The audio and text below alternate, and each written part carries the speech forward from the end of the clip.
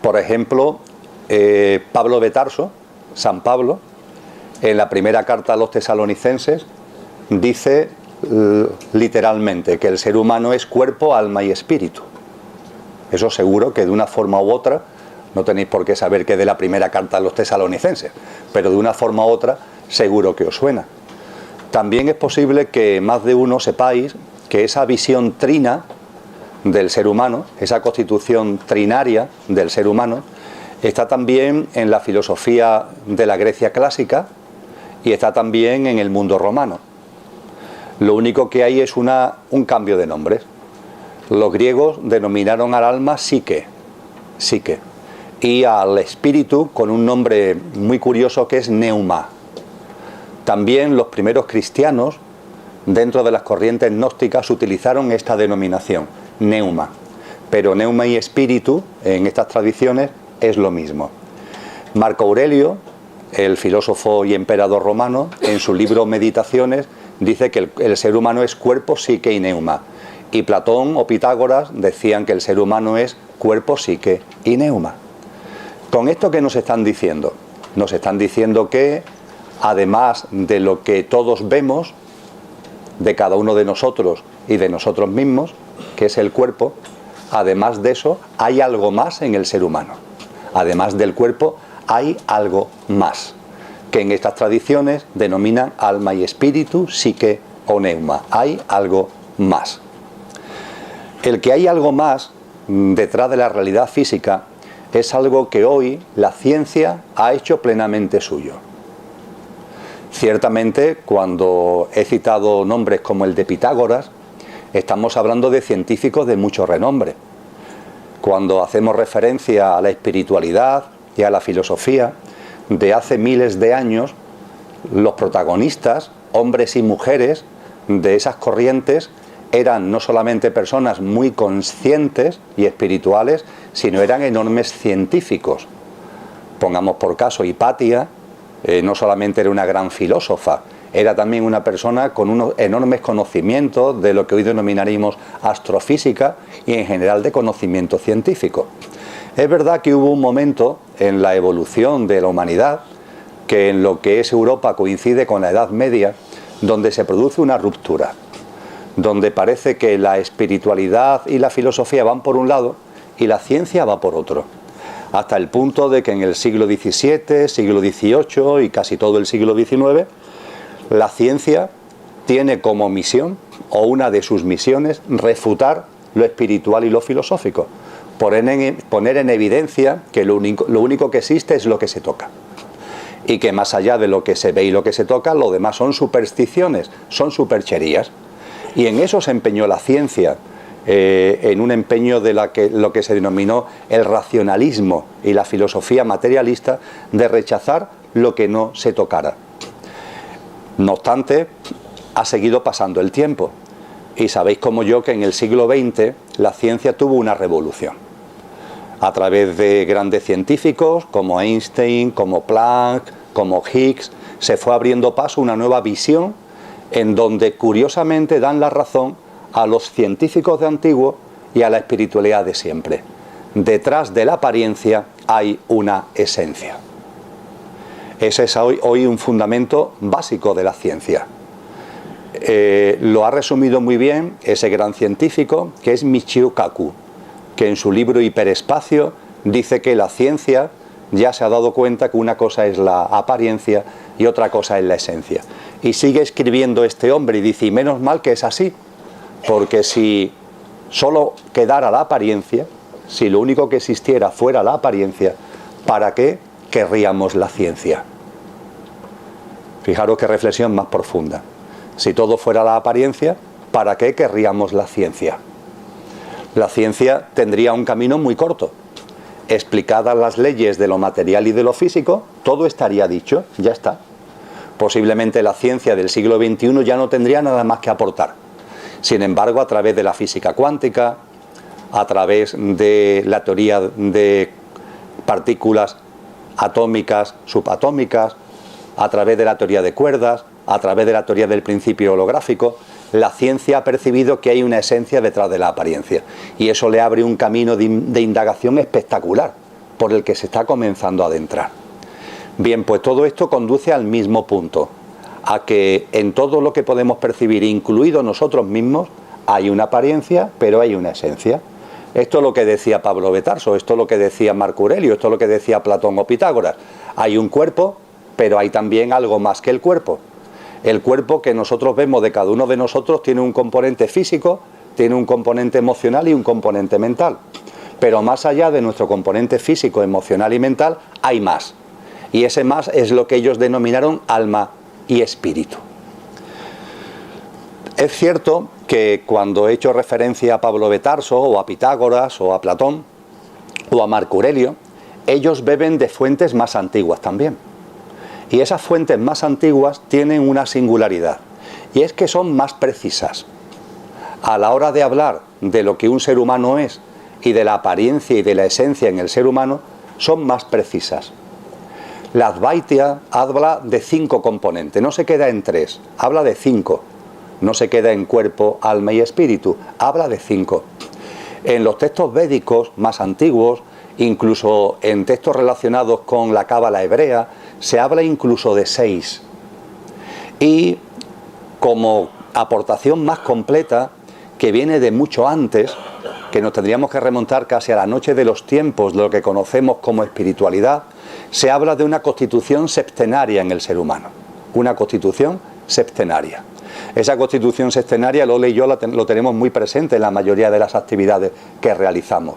Y esa constitución sextenaria, siendo sextenaria, mantiene esta percepción de la apariencia y de la esencia. Una apariencia que es efímera y una esencia que es imperecedera. Una apariencia que tiene fecha de caducidad y algo en nosotros que no va a conocer nunca la muerte. Mantiene ese esquema. La única diferencia es que, hablando de lo que Pablo de Tarso denomina cuerpo, la constitución sextenaria distingue dentro del cuerpo 4 componentes. Un yo físico denso, esto, un yo físico etérico o energético, que sirve de soporte al yo físico denso, un mundo emocional y un mundo mental, ligado fundamentalmente a la mente concreta, la mente que utilizamos todos los días para el sota, caballo y rey de la vida cotidiana y de nuestra realidad material. Esos 4 componentes, el yo físico denso, el yo físico etérico, el emocional y el mental ligado a la mente concreta, constituyen lo que se denomina en la tradición de la constitución sextenaria el cuaternario inferior. Y a ello está asociado también la personalidad de cada uno. Mi Emilio, mi personaje Emilio, pues tiene esos 4 componentes a los que acabo de hacer mención. Y se caracterizan por ser efímeros, es decir, tienen fecha de caducidad. Van a concluir sus días pasado un tiempo. ¿Cuánto tiempo? No lo sabemos, pero que va a concluir seguro. Va a concluir enterrado en el cementerio o quemado en el crematorio. Y a partir de ahí tu vida física ha concluido. Pero en estas tradiciones se nos dice que tenemos, como vengo insistiendo, una esencia que no conoce la muerte. En la constitución sextenaria se habla de 3 componentes de nuestro yo superior, de nuestra parte imperecedera. Esos 3 componentes son espíritu, que en la constitución sextenaria, si rebuscáis en internet, se le da también la denominación de Atma, es lo mismo, espíritu o Atma, y se habla de alma. Pero cuando se habla de alma, hay que hacer una precisión que va a ser muy interesante para esta tarde, para lo que vamos a compartir esta tarde. Primero, porque cuando se habla de alma, se hace una diferencia entre el alma universal y el alma individual. Cosa que en los textos cristianos o en los textos de los filósofos griegos no se desarrolla. En la constitución sextenaria, que viene de mucho antes, se nos dice, ojo, porque ciertamente en cada ser humano hay un alma individual. Pero ese alma individual forma parte de un alma una, forma parte de un alma universal. Y para que nos podamos aproximar a esto, que lo vamos a desarrollar esta tarde, el ejemplo que se suele poner es un árbol enorme. Imaginaros un árbol enorme. No sé, el árbol más grande que tengáis ahora mismo en vuestra memoria, en vuestro recuerdo. En la ciudad donde vivimos Lola y yo, en Sevilla, hay ficus que están repartidos por muchos puntos de la ciudad. Los ficus tienen cientos de metros de raíces y lo que se ve de esos árboles es un tronco enorme que nada más que empieza a salir del suelo salen como troncos también enormes que si lo ves de lejos cree que son árboles distintos, pero no, forman parte del mismo árbol. Y de esos troncos enormes, de cada uno de esos troncos salen ramas muy gordas y de esas ramas salen ramas de menor tamaño y después salen ramitas y finalmente las ramitas, cada una de ellas tiene muchos racimos de hojas y cada racimo de hojas muchas hojas. Cuando contemplamos esos árboles desde la distancia vemos miles de hojas, pero todas esas hojas, cada una existe per se, pero son parte de un mismo árbol. Ciertamente puede haber hojas a donde el aspersor de riego le dé y a otras que no le dé el aspersor de riego. Puede haber hojas que en un momento determinado le esté dando el sol, pero hay otra parte del árbol, las hojas de otra parte del árbol, que no le está dando el sol, que están a la sombra. O puede ser que los pájaros se estén posando sobre unas determinadas ramas y hojas y no sobre otras. Cada hoja tiene, entre comillas, una experiencia que podríamos denominar propia. Pero ojo, independientemente de eso, todas forman parte de una misma realidad, de un mismo árbol.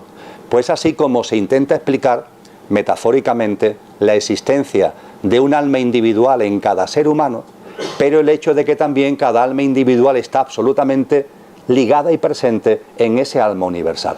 Vosotros y yo tenemos un alma individual, pero vuestra alma individual y la mía, la vuestra y la mía, pertenecen a una misma alma universal.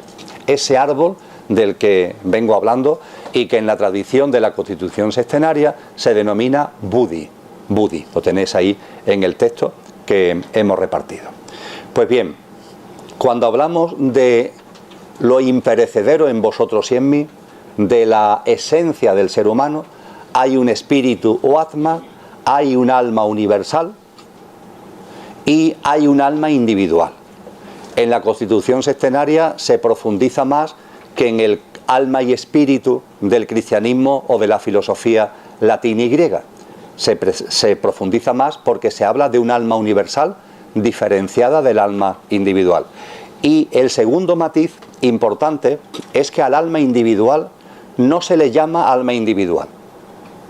Yo la he llamado así para que coloquialmente nos vayamos introduciendo en el asunto, pero no se le llama alma individual, se le da un nombre muy curioso y que al principio cuando lo lees en los textos que se dedican a este tipo de asuntos te sorprende. El nombre es cuerpo causal. Cuerpo causal. ¿Qué es eso del cuerpo causal? El cuerpo causal tiene que ver con lo que en vosotros y en mí no conoce la muerte y vuelve a encarnar. Es decir, que una vez que se ha producido, que hemos desencarnado, volvemos al plano de luz y desde ese plano de luz en un momento determinado, también esto lo abordaremos esta tarde, volvemos a encarnar. Es el ciclo de reencarnaciones. ¿Qué es lo que reencarna en nosotros? Lo que reencarna en nosotros es lo que en estas tradiciones se denomina cuerpo causal. ¿Qué es el cuerpo causal? En el cuerpo causal está el alma individual. Ahí está el alma individual. Y diréis, bueno, entonces ¿por qué no lo llamamos alma individual? Y estaría todo más claro, no tantas denominaciones raras, ¿no? Bueno, pues porque en esta tradición se nos advierte de lo siguiente. El alma individual, efectivamente, tal como veremos esta tarde y del modo que veremos esta tarde, se vuelve a encarnar. Pero al encarnarse, a la propia alma la acompañan relaciones de causa y efecto y tendencias que vienen de vidas anteriores. Esas relaciones de causa y efecto acompañan a la encarnación del alma y es por lo que al alma individual se le da ese nombre más amplio de cuerpo causal para poner en evidencia de que cuando vuestra alma y la mía vuelve a proyectarse para volverse a encarnar, lo hace también complementariamente con relaciones de causa y efecto que vienen de vidas anteriores. Esto lo vamos a abordar con profundidad en el tramo final del taller. Ahora en la introducción lo que os invito es a que reflexionemos un minuto sobre las aportaciones cristianas y en particular sobre la aportación a este respecto de Jesús de Nazaret, porque es muy interesante. Jesús de Nazaret, lo veremos en la parte final, tiene un valor añadido con relación a todos los instructores espirituales que lo han precedido. Y es que pone el acento muy especialmente en temas que tienen que ver con nuestro proceso de reencarnaciones, y que ese proceso de reencarnaciones no es indefinido, sino que está dentro de ciclos. Lo iremos viendo esta tarde. Llegará en su momento. Ahora lo que quiero compartir lo saco de una aportación que hace Jesús en el Evangelio de Mateo, en el capítulo 25. En ese capítulo 25, en el arranque de ese capítulo, Jesús habla de unas mujeres a las que las traducciones la denominan vírgenes. Es la parábola de las vírgenes, la parábola de las vírgenes prudentes y de las vírgenes necias. En esa parábola lo que nos dice Jesús es que hay unas mujeres. Por favor, ampliarlo, es una parábola. No solamente esto vale para las mujeres, es válido también para los hombres, aunque andemos un poquito más atrasadillos en lo que a evolución en conciencia se refiere. También es válido para hombres. Jesús dice: las vírgenes tienen una lámpara de aceite, y esa lámpara de aceite deben irla llenando, Esa lámpara de aceite a la que hace referencia Jesús de Nazaret, que hay unas vírgenes que la van llenando y hay otras que están entretenidas, distraídas y no las llenan. Las que la van llenando son las prudentes solistas y las que no la llenan son las necias. Esa lámpara de aceite que hay que ir llenando es la metáfora que utiliza Jesús para hablar del alma. Cuando entremos en el tramo final lo entenderéis mejor. En cada encarnación nuestra alma va evolucionando en autoconsciencia. De hecho, encarnamos para eso, para que nuestra alma vaya creciendo, para que la lámpara de aceite se vaya llenando. Y cada vez que volvemos a encarnar, el nivel de aceite que hayamos tenido de las vidas anteriores viene con nosotros. Es decir, que de reencarnación en reencarnación no perdemos aceite, sino que mantenemos el nivel de aceite que hayamos conseguido como consecuencia ya de la última vida, que se sumó a lo que habíamos conseguido en las vidas anteriores.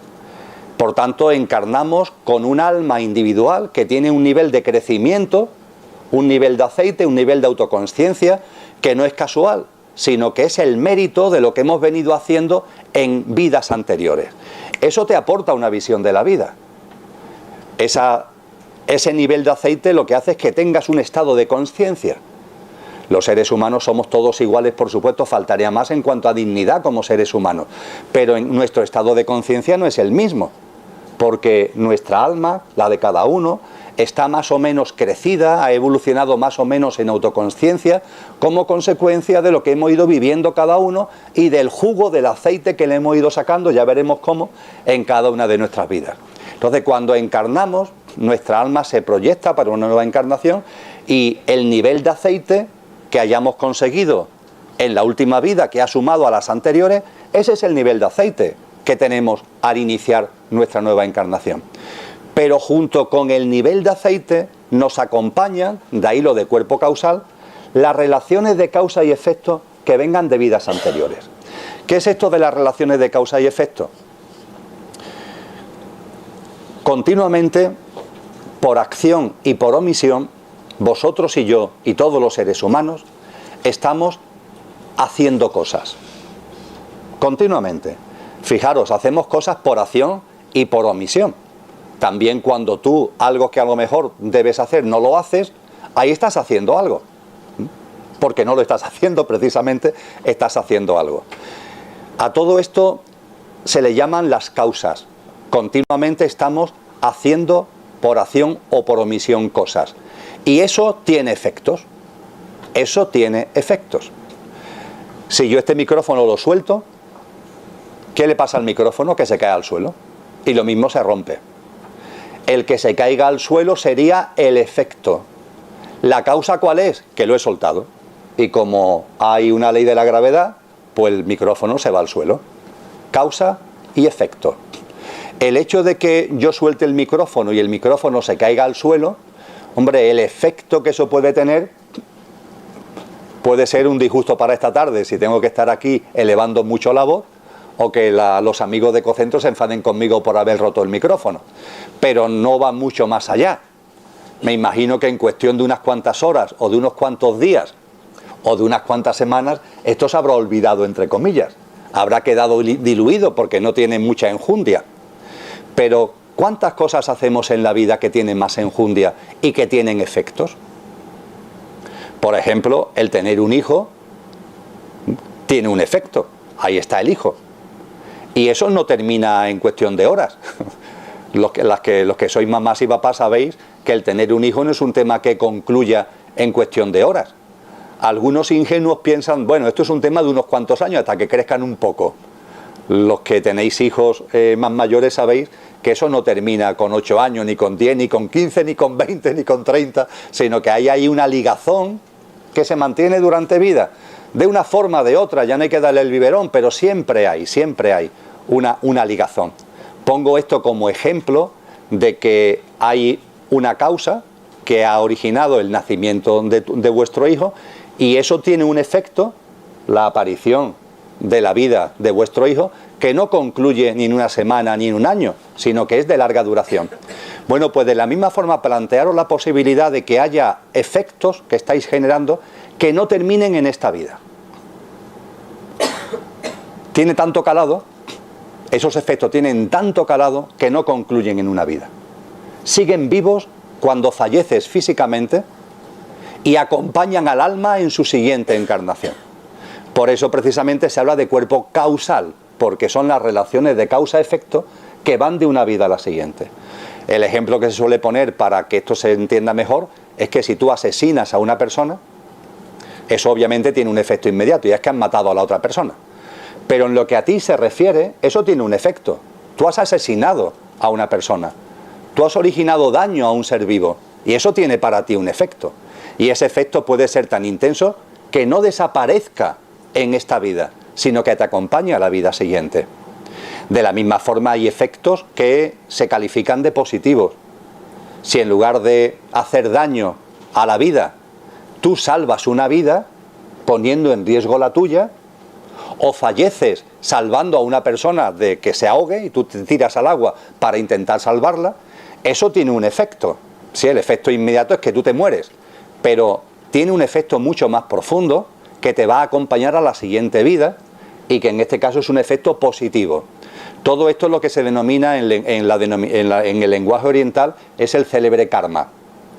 El karma son estas relaciones de causa y efecto que nos acompañan de una vida a otra. En esas relaciones de causa y efecto se habla de karma positivo o de karma negativo. Haces daño, karma negativo. Tienes comportamientos generosos, altruistas, intensos, karma positivo. Y eso se vuelve a manifestar en tu siguiente vida, lo llevas contigo a tu siguiente vida. Y eso no significa que si tú envenenas a alguien, alguien te va a envenenar a ti. No tomarlo como matemáticas puras, son temas vibracionales. Estas relaciones de causa y efecto son temas vibracionales que vuelven a aparecer en tu vida. Y para terminar con este asunto, no entender el karma como un castigo. Porque hay gente que esto del karma lo considera una especie de maldición. Pues váyatela, hombre. Ahora en esta vida empiezan a aparecer cosas que vienen de otra, que yo ya ni me acuerdo. Eso no es justo. Vamos a ver, eso está en ti. Eso está en ti. Y lo mejor que puede pasar es que aparezca. Salvando por completo la distancia. En la psicología moderna se hablan de las sombras. Dicen que podemos tener sombras por temas de infancia, por temas de adolescencia, que están ahí en nosotros y que están repercutiendo en nuestra vida cotidiana. Determinados comportamientos, determinados miedos que tenemos pueden deberse a esas sombras que están ahí desde nuestra infancia o desde nuestra adolescencia. Y nos dicen los psicólogos, lo que tienes que hacer es que aflore la sombra, porque si no, esa merma, esa traba no va a desaparecer, que aflore la sombra. Bueno, pues salvando las distancias, aplicar esto al karma. Si ahí hay cosas que han quedado como residuos de vidas anteriores, lo mejor es que aparezcan, para que tú ahora tengas una nueva oportunidad de gestionar esa vibración que quedó ahí, tengas una nueva oportunidad de gestionarla. Por eso se utiliza el término karma, que no significa castigo, es una palabra sánscrita que viene de la raíz kri, que significa creatividad. Creatividad. El karma es una nueva oportunidad que tienes. Eso que quedó ahí, esa relación de causa y efecto que quedó ahí, vuelve a aparecer vibracionalmente en una determinada experiencia. Y es una oportunidad que tienes para que esa sombra, entre comillas, esa sombra trascendente, la puedas quitar de en medio. Por tanto, ningún tipo de miedo. Es una oportunidad creativa, es una oportunidad de crecimiento. Bueno, pues estos son las relaciones de causa y efecto. Y esas relaciones de causa y efecto, por los motivos que he comentado, nos acompañan de una vida a otra. Y es por eso por lo que en la Constitución Sextenaria, hablando de nuestra esencia, se habla de espíritu o atma, se habla de alma universal o buddhi y se habla de cuerpo causal, metiendo en el cuerpo causal el alma individual con el nivel de aceite que cada uno haya alcanzado del recorrido de encarnaciones, de cadenas de vidas que llevamos, y las relaciones de causa y efecto que vienen también de las vidas anteriores. Este es el esquema. Y este es el esquema que vamos a tener como telón de fondo. Ahí en el papelito que se ha repartido, porque no puedo evitarlo, perdonad, Lola dice que soy muy pesado, pero vuelvo a hablar del coche y el conductor, porque es un símil que me encanta. Bueno, pues el coche, ¿qué sería? El cuaternario inferior, el cuerpo físico denso, el cuerpo físico etérico, el mundo emocional y el mundo mental, ligado a la mente concreta. Nuestro yo físico, emocional y mental y la personalidad a él asociada. Eso es el coche. Y el conductor es la esencia, el alma, espíritu, el espíritu, alma universal, cuerpo causal.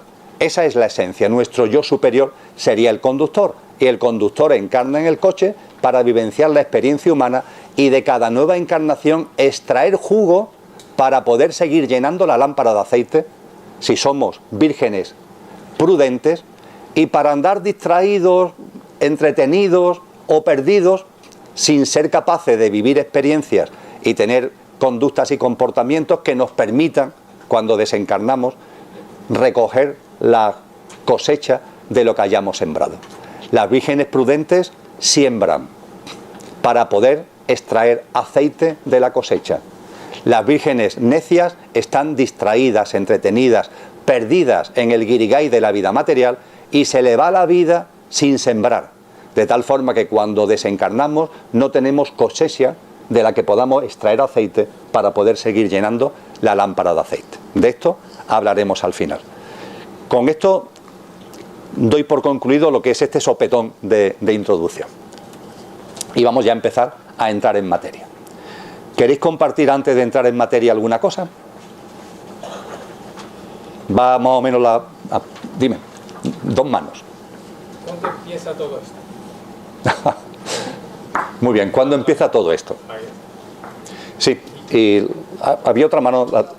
Sí, por favor. El karma individual nos acompaña en las reencarnaciones, pero el karma de nuestros antepasados tiene algo que ver para nuestra espalda cuando venimos o está desligado. Perfecto. Empezamos por lo segundo. Muchas gracias por el recordatorio. He hablado de karma y he hecho referencia al karma como la relación de causa y efecto que cada uno vamos generando, ¿verdad? Pues bien, como tú muy bien apuntas, también hay karmas que nosotros hacemos nuestros y que son colectivos. No solamente hay un karma individual, también hay karmas colectivos. Hay experiencias que se viven en el contexto de almas que entre ellas tienen acuerdos y tienen pactos. Las almas, cuando encarnamos, no solamente encarnamos individualmente, que por supuesto, sino que también en ocasiones, no es algo que sea obligatorio, pero en ocasiones hacemos acuerdos con otras almas. Y esos acuerdos con otras almas pueden suponer que yo voy a ser tu padre, o tú vas a ser mi hija, o que vamos a ser pareja, y en esta vida tenemos esta relación, y en la siguiente vida tenemos otro tipo de relación. Todo ello va dirigido ¿a qué? A que sembremos en cada vida. Los pactos de amor tienen como objetivo el que sembremos, el ayudarnos a sembrar. Pero eso va generando a su vez unos vínculos y va originando una serie de causas y efectos que pueden ser de tipo familiar o que pueden ser incluso de tipo colectivos. Se habla de que los países tienen karma. Puede ser que a lo mejor personas que participaron en un acontecimiento en un país, almas que encarnadas participaron en un acontecimiento muy virulentos, vuelvan a encarnar en ese país porque hay unas relaciones de causa y efecto que las ligan ahí y que hasta que eso no haya desaparecido van a seguir encarnándose ahí. No sé, un tema como puede ser en España lo que fue la guerra civil, ¿no? Con todo lo tremendo que se vivió allí por ambos bandos, ¿no? Pues eso puede conllevar un karma que hace que tú sigas encarnando una vez más, una o dos veces más en este país para ir viviendo ahora experiencias, porque el karma, insisto, es creativo, que puedan ir disolviendo ese tipo de cosas, ¿no? Pero efectivamente, tal como tú has apuntado, el karma, siendo individual, también hay un karma colectivo, y ese karma colectivo puede ser de grupos más pequeñitos, de tipo sistémico familiar, o puede ser de grupos más amplios, incluso en el ámbito de un país. Y compartía el compañero de todo esto cuando empieza. Bien, eso me da pie a dar un pasito más. Lo primero, hoy no vamos a hablar de cosmogénesis. Es decir, cosmogénesis es la parte de la espiritualidad, también de la filosofía, también de la ciencia, pero lo que a nosotros nos interesa es la parte de la consciencia que aborda el origen del origen. El origen del origen. Decía San Juan de la Cruz en su poema tan bello que tiene ese título tan largo, de qué bien sé yo la fuente que emana y corre, tiene tela el título, y dice que es un poema que compone en éxtasis de alta contemplación. A ese poema lo ha musicalizado Amancio Prada, y ese poema, una de las cosas que dice es: no sé su origen, pues no le tiene, pero bien sé que es el origen de todo lo que lo tiene. No sé su origen, pues no le tiene, pero bien sé que es el origen de todo lo que lo tiene. Eso que no tiene origen se llama lo absoluto, y en sentido más amplio lo inmanifestado. Nosotros aquí no vamos a entrar en ese aspecto, ni en lo absoluto, ni en lo inmanifestado. Lo que no tiene origen es el origen de todo cuanto es. Hay aquí caras que reconozco de distintas actividades, y entre ellas de un taller sobre cosmogénesis que compartimos en noviembre del año pasado en la Hospedería del Silencio. Ahí nos centramos en esto, nos centramos en lo absoluto, en lo inmanifestado, en lo que no tiene origen y es el origen de todo lo que lo es, pero claro, le dedicamos todo un fin de semana a abordar, porque es un tema precioso, apasionante, pero es un tema intenso que no se puede digerir, ni se puede enunciar, ni explicar en unas poquitas horas. Tienes que ir poco a poco, poco a poco. Eso aquí no podemos entrar. Lo que quizás sí podamos apuntar es que a eso que no tiene origen, y es el origen de todo lo que es, hoy, desde el punto de vista filosófico y científico, se le habla o se refiere a él con la denominación de vacío. Vacío. Nada. Nada. Desde el punto de vista del intelecto lo podemos recordar. El vacío, la nada, tiene la ventaja de que no tiene ningún origen. La nada no hay que crearla. ¿Por qué? Porque es nada. ¿Qué ha podido existir siempre? Nada. Que es lo que la ciencia hoy denomina vacío. Pero lo cierto es que la ciencia hoy sabe que el vacío es, que el vacío existe. De hecho, el bosón de Higgs es la vibración del vacío. Ese es el bosón de Higgs, célebre. Que el vacío, siendo nada, vibra.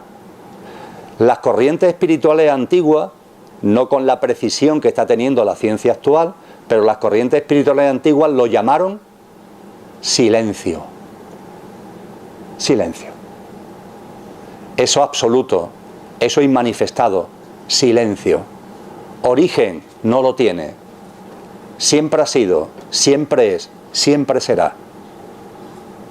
Y a la hora de percibirlo, solamente aquellas personas que han llegado a estados de éxtasis muy profundo, como puede ser San Juan de la Cruz, lo perciben como un profundo silencio. Y ese silencio, cuando hablamos del universo, cuando hablamos de la creación, cuando hablamos de la vida, ese silencio tiene voz. Porque lo absoluto y lo inmanifestado se manifiesta. El silencio tiene una voz. La manifestación, la creación es la voz del silencio.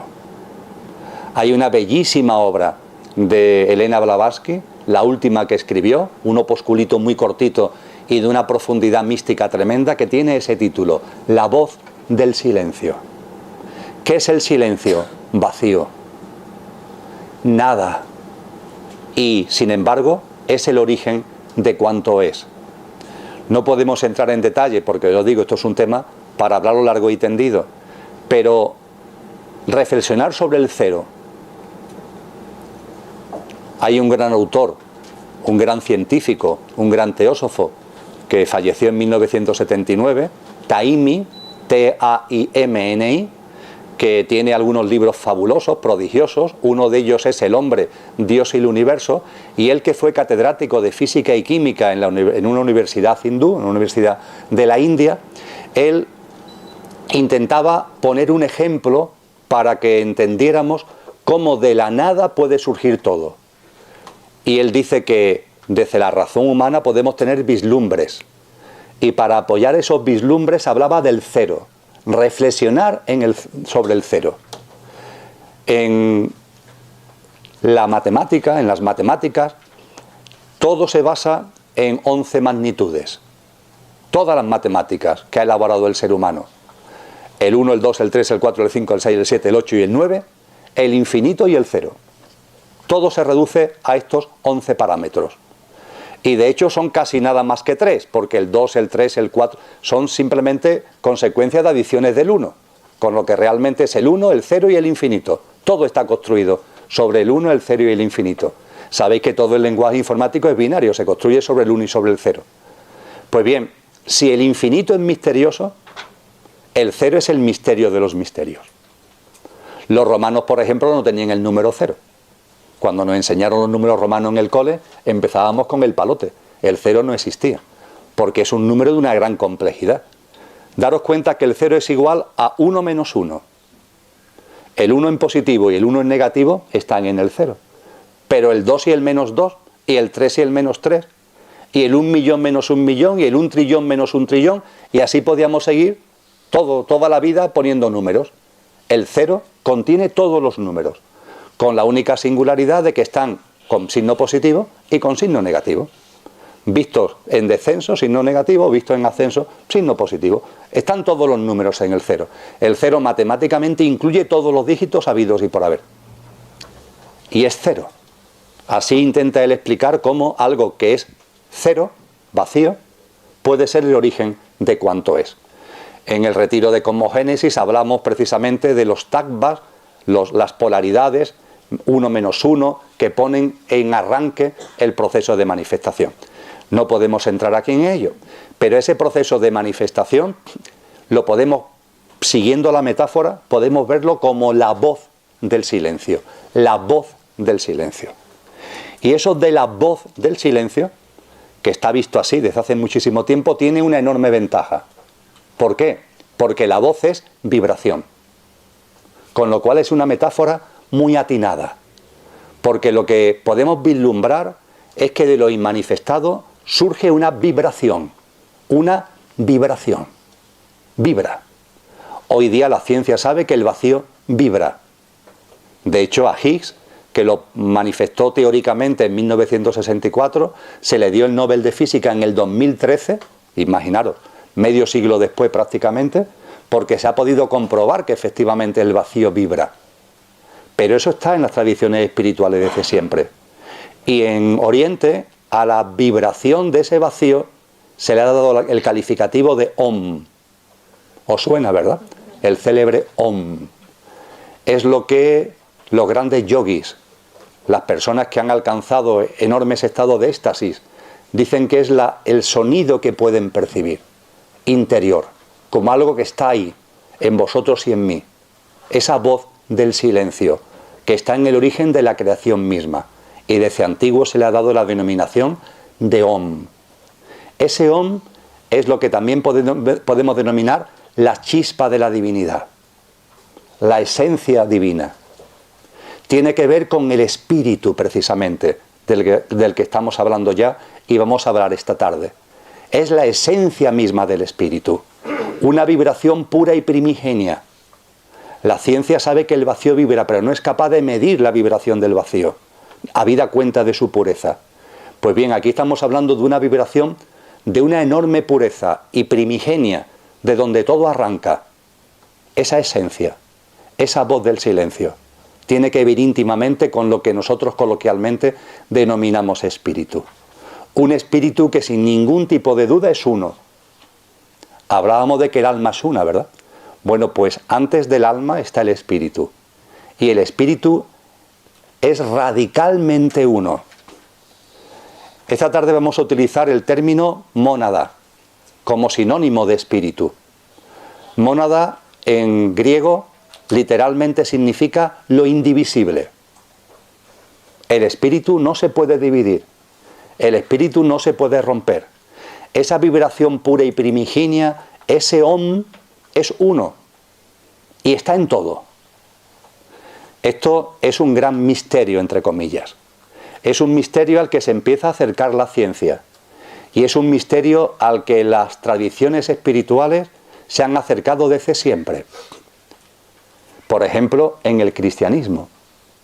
El cristianismo tiene una terminología muy precisa que pone de manifiesto cómo esto es posible. Se le llama Espíritu Santo. Junto con la denominación espíritu, que está, por ejemplo, en la carta de Pablo a la que hacía referencia, está mucho en el lenguaje de Jesús de Nazaret, pero en los textos cristianos aparece esa denominación tan curiosa de Espíritu Santo. En particular se utiliza en los Hechos de los Apóstoles. E incluso hay una celebración actual, que está a punto de ahora, a finales de mayo, que es el día de Pentecostés. Y el día de Pentecostés es el día que se describe en los Hechos de los Apóstoles como que los apóstoles de alguna forma activan algo que allí se denomina el Espíritu Santo. ¿Qué es el Espíritu Santo? El Espíritu Santo en el esoterismo cristiano es facilísimo de definir. El Espíritu Santo es el Espíritu que siendo uno está en cada uno. El Espíritu que siendo uno está en cada uno. Esto para lo que vamos a compartir en estas horas es importantísimo, porque estamos hablando de una esencia divina, estamos hablando de una vibración pura y primigenia, estamos hablando de una voz del silencio, y desde luego es uno, no hay dos, es uno. Pero sin embargo, el Espíritu, siendo uno, está en cada uno. Está en vosotros y está en mí.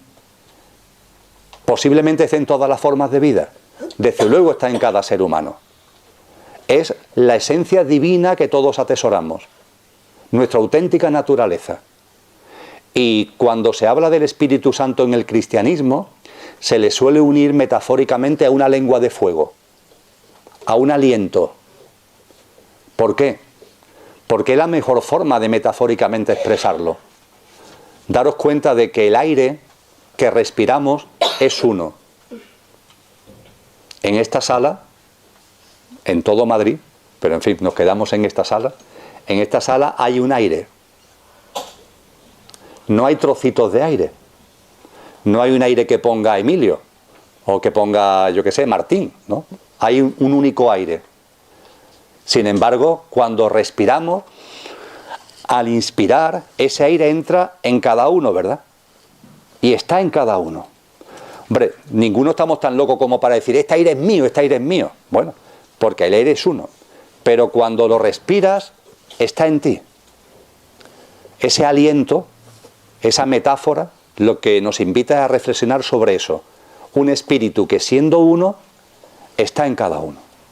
Y estando en cada uno es nuestra esencia más pura, nuestro auténtico ser, que es por lo que también tantos místicos y místicas nos han hablado de nuestra divinidad, nuestra naturaleza divina, porque eso está ahí, en vosotros y en mí, ese espíritu que siendo uno está en cada uno.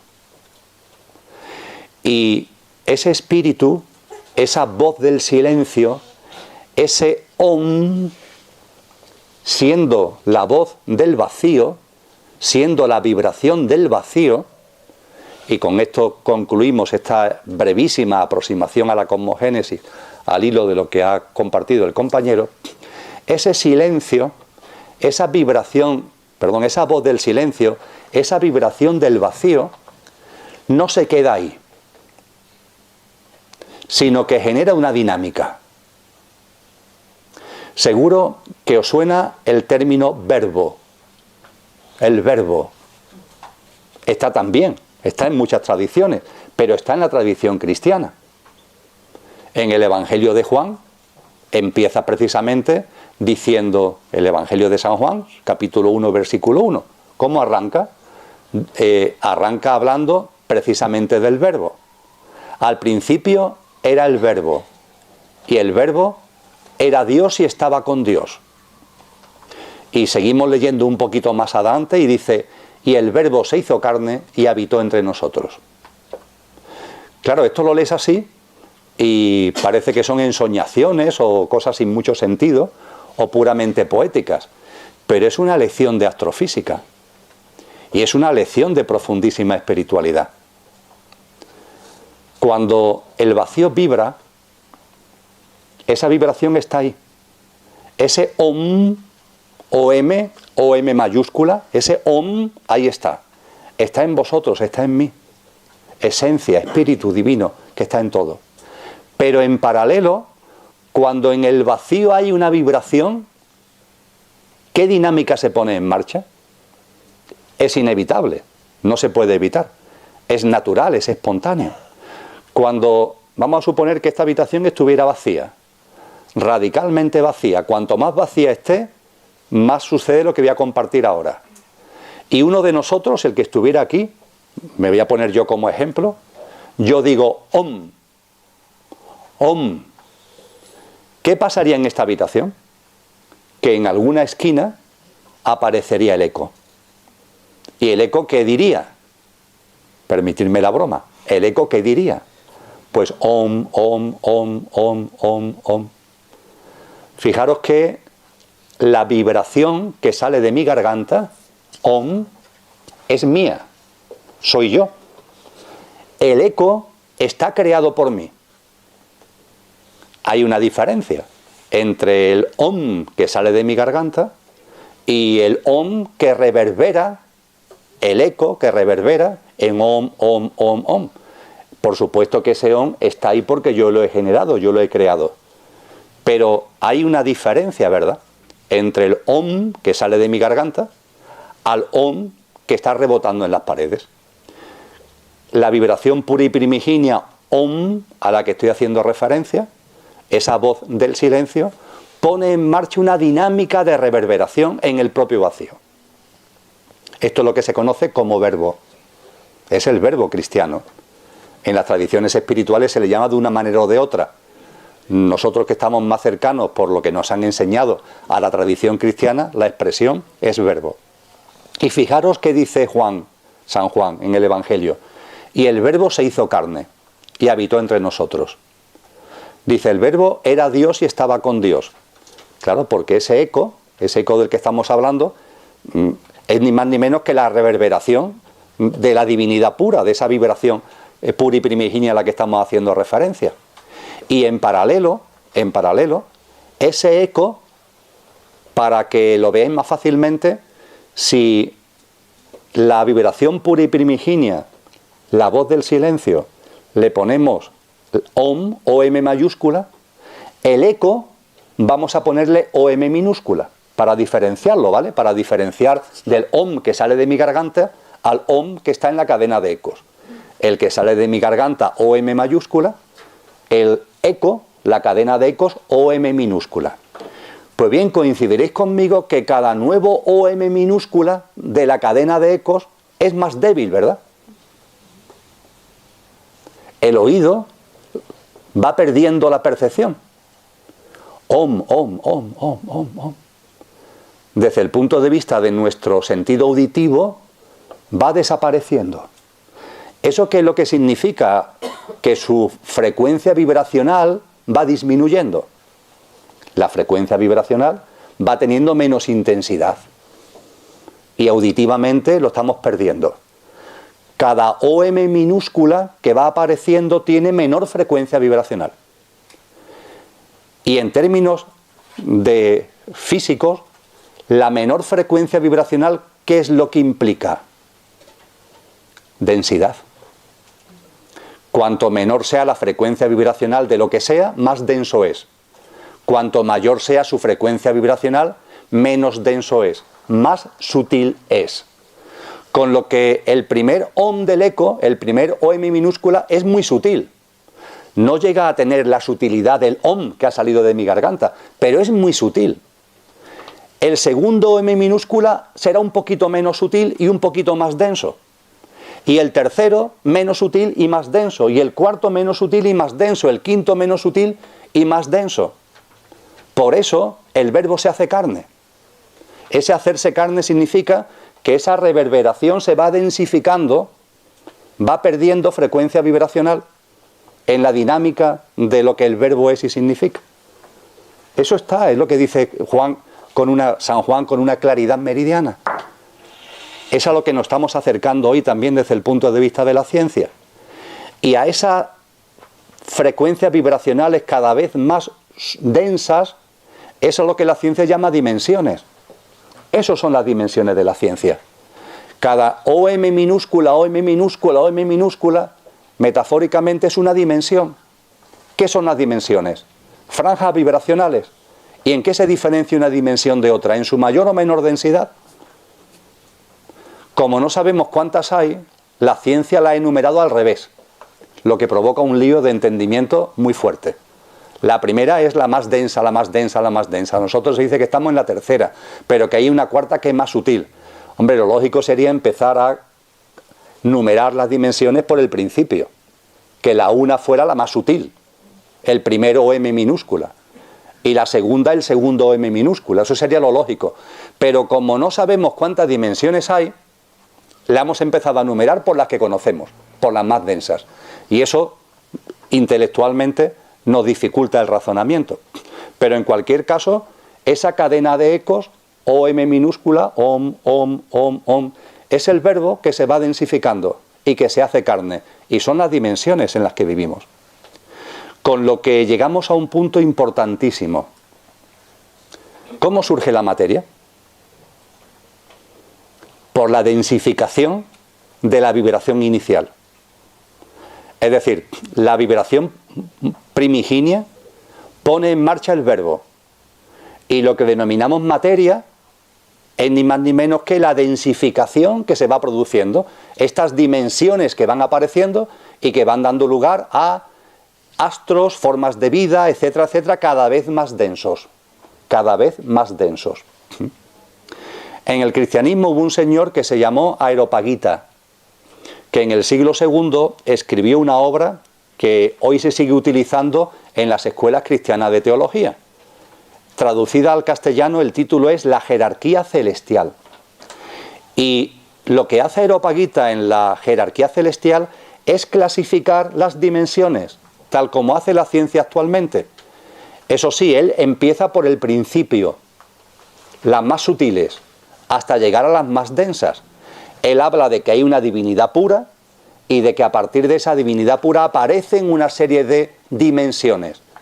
Y como estábamos en el siglo II y había una mayor inclinación a lo poético y a la belleza de lo que puede haber quizá actualmente, que estamos más automatizados, él no le pone números, él le pone nombres. Y esos nombres os suenan. La dimensión más sutil, el primer OM minúscula, los querubines. El segundo OM minúscula, los serafines. Y así empieza a hablar de una serie de dimensiones. Habla de los querubines, de los serafines, de los tronos, de las virtudes, de las potestades, de los principados, de los arcángeles, de los ángeles, de los humanos. Es toda esa cadena a la que estamos haciendo referencia. Y en esa cadena el verbo se va haciendo carne. Y hacerse carne es la aparición de la materia. La materia aparece por la densificación que va teniendo en esa cadena de ecos a las que venimos haciendo referencia. Y por supuesto, cuando hablamos de materia, cualquiera de vosotros y yo pensamos en esto, en la materia que nos rodea. Pero por favor, seamos conscientes de que hay muchas formas de materia. En esa cadena de ecos, todo lo que hay en esa cadena de ecos, ahí hay materia. Lo que pasa es que puede ser una materia más sutil o menos sutil, más densa o menos densa. Pero no tiene la pureza del Om inicial.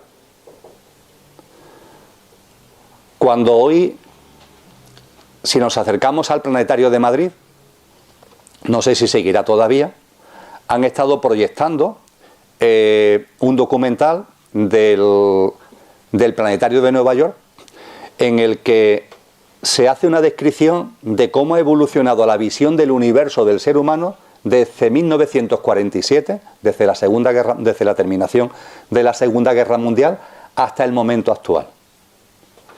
Y es muy fácil de resumir, es un documental espectacular, pero en fin, en lo que nos interesa ahora es fácil de resumir el mensaje.